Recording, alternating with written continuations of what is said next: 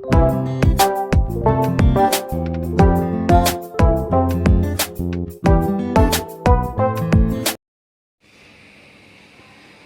Guys, નવા વિડીયોમાં આપનું સ્વાગત છે। આજે આપણે બનાવવાના છીએ સાબુદાણા બટેટાના ફરાળી વડા।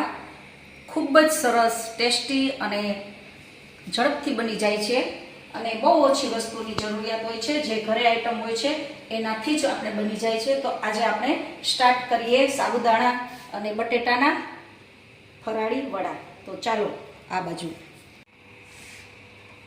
બટેટાને આપણે બાફી લીધા છે અને બટેટા હંમેશા આખા જ બાફવાના છે કે જેથી કરીને એની અંદર પાણીનો ભાગ ના રહે।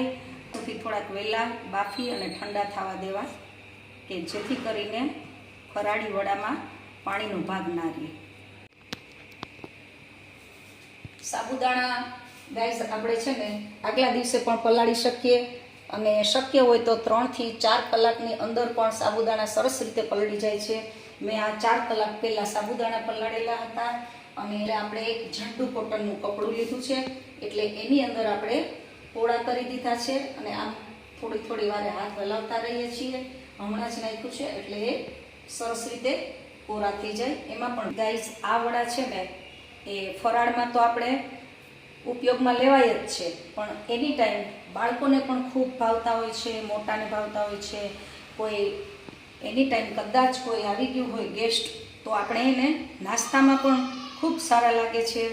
અને અમારે તો એવું છે કે આ ફરાળી વડા માટે થઈ અને સોમવાર લેવાય છે। સાચી વાત છે કે નહીં? સાચી વાત છે। અમારો પરિવાર આ વડા માટે જ 11 રહે છે, સોમવાર પણ રહે છે। બટેટાને આપણે અહીં ક્રશ કરી લઈએ। એકદમ ઠંડા બટેટા છે એને આપણે અહીં ક્રશ કરીએ છીએ। ગ્રીન મસાલો જ વધારે નાખવાનો છે, નિમક, ખાંડ, ગ્રીન મસાલો। સિંગદાણા નાખો છો ને તો જે ક્રિસ્પી બનવા જોઈએ ને એ થોડાક ઓછા બને છે, પણ કદાચ માની લો કે ઉપવાસ છે અને સિંગદાણા નાખવા છે તો આપણે આમાં થોડા ઘણા સિંગદાણા પણ નાખી શકીએ। બટેટા ખૂબ સારી રીતે ક્રશ થઈ ગયા છે। હવે આપણે એમાં આ બધા મસાલા નાખશું। કોથમરી છે દાંડલાવાળી, અહીં કોથમરીનો ઉપયોગ હું વધારે કરું છું। અને આ કટિંગ કરેલા લીમડો છે, ઝીણા ઝીણા બારીક કટિંગ કરેલું છે, એની સુગંધ ખૂબ જ સરસ આવે છે એટલે એ પણ નાખવાની છે। અને જરૂરિયાત પ્રમાણે આદુ મરચાં, અહીં મીડિયમ તીખા લીધા છે અને થોડા મરી પાવડર આપણે ઉમેરશું। થોડોક અધકચરો પીસેલો આપણે લેવાનો છે અને હિંગ નાખીએ છીએ। હવે કદાચ ફરાળીમાં હિંગ નખાય છે કે નથી નખાતી ખબર નથી, પણ હું તો નાખું છું ગાઈસ। કોમેન્ટમાં કરજો કે આમાં હિંગ નખાય ફરાળી આઈટમમાં। આપણે આ સિંધાલુણ નમક છે, થોડું સિંધાલુણ નમક નાખશું અને જરૂર પૂરતું સ્વાદ મુજબ આપણે નિમક એડ કરશું।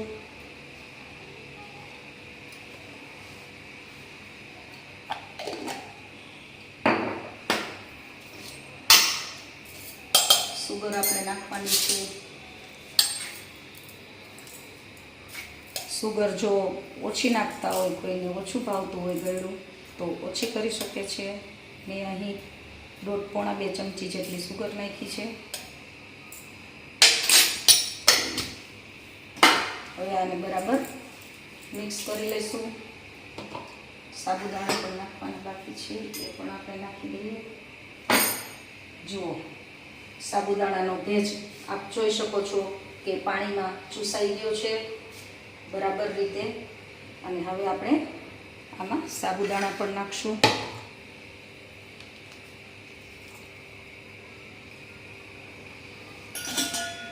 આ પોણું ભરેલું સાબુદાણાનું હતું એટલું આપણે નાખીએ છીએ। આ મિક્સરને આપણે બરાબર રીતે મિક્સ કરી લઈએ અને પછી એના આપણે વડા બનાવવાના છે। આપણે વડા કોઈ પણ શેપમાં બનાવી શકીએ, ગોળ, રાઉન્ડ શેપ. આ મિશ્રણ છે ને એકદમ ચીકણું નથી, ભેજવાળું નથી બન્યું, આટલું કોરું રહેવું જોઈએ. મિશ્રણ હંમેશા થોડુંક આ રીતે કોરું રહેવું. અને શેપ આપીને વડા બનાવશું. આપણે અહીં લંબગોળ શેપમાં વડા બનાવીએ છીએ. અને જસ્ટ કે જ્યારે તમે ગ્રીન મસાલો નાખો ત્યારે ને ત્યારે વડાની પ્રોસીજર ચાલુ કરી દેવી કે જે શિંગોડાના લોટમાં આપણે એની સાથોસાથ રગદોળતા જવાનું છે. એ પણ આપણે પ્રોસીજર કરતા જશું. આ શિંગોડાનો એકદમ બારીક લોટ છે, એને શિંગોડાનો લોટ પણ કહેવાય અને તપખીર પણ આને કહેવાય છે.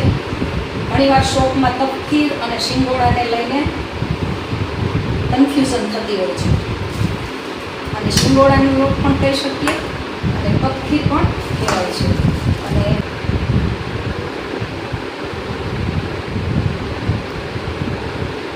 હળવે હાથે અને આ રીતે બહાર કાઢતા જશું, લગાવતા જશું. આ પ્રોસીજર જ્યારે ચાલુ હોય એ દરમિયાન જ કરતા જવાનું છે. હાલો ગાઈઝ, આમાં આદુ મરચાં પેસ્ટ નાખી હોય એટલે થોડુંક કદાચ ઢીલું પડે તો આપણે એમાં થોડોક લોટ આપણે શિંગોડાનો પણ ઉમેરી શકીએ એટલે ઇઝીલી કામ થાય.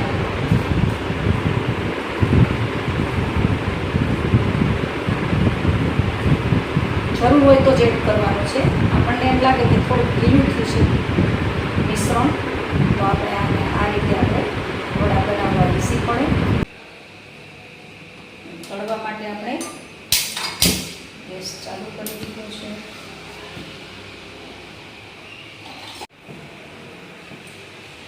બે રીતે વડા તૈયાર થાય છે.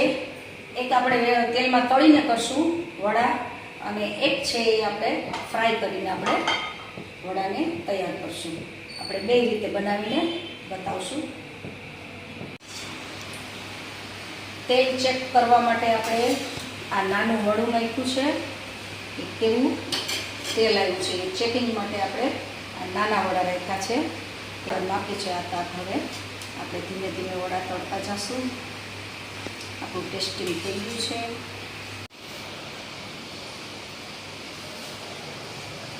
અને તેલ સરસ રીતે આવી ગયું છે. આપણે વડાને તળવા માટે નાખી દીધા છે.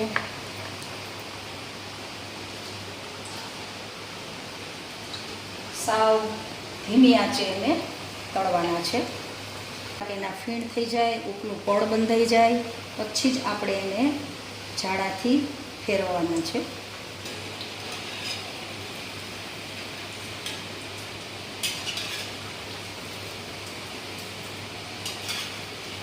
આસાનીથી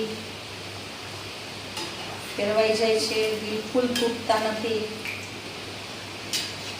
જ્યારે બનાવતી વખતે કાળજી રાખીએ તો આ તેલમાં બિલકુલ તૂટતા નથી, ખૂબ જ સરસ રીતે તળાઈ જાય છે. હવે તૈયાર થવાની એન્ડમાં છે. ખૂબ જ સરસ રીતે વડા તૈયાર થઈ ગયા છે.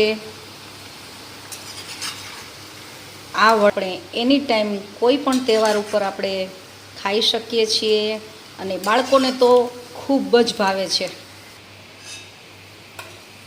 તૈયાર થઈ ગયા છે.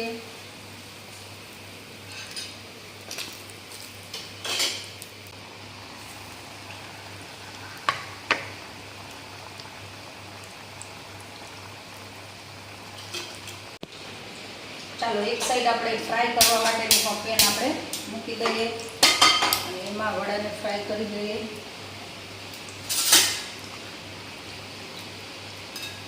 ગેસ ચાલુ કરી દીધો છે. તેલ પણ આપણે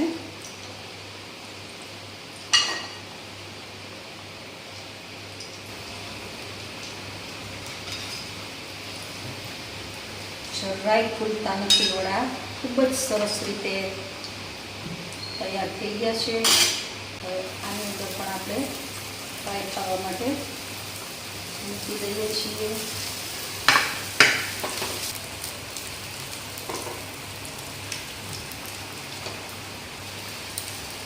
નીચેથી બરાબર ચડી જાય પછી જ આપણે એને પલટાવશું.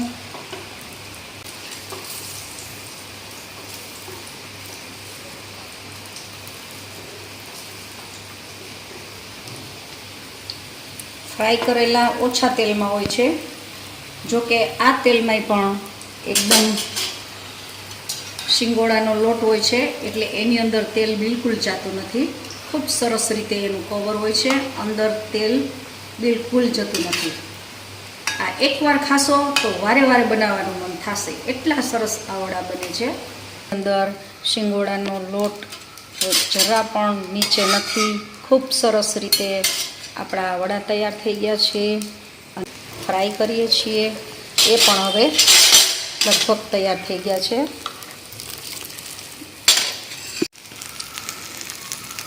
ફ્રાય કરેલા વડા પણ હવે ઓલરેડી તૈયાર થઈ ગયા છે અને હવે આપણે ગેસને બંધ કરી દઈશું. રેડી ફરાળી વડા તૈયાર થઈ ગયા છે. ગ્રીન ચટણી આપણે બનાવી છે અને કેચઅપ છે અને આ છે ફ્રાય કરેલા વડા. બંને રીતે આપણે બતાવ્યા છે. ગ્રીન ચટણી સાથે પણ ખૂબ સરસ લાગે છે અને એની ટાઈમ કેચઅપ તો એવર ગ્રીન હોય જ છે.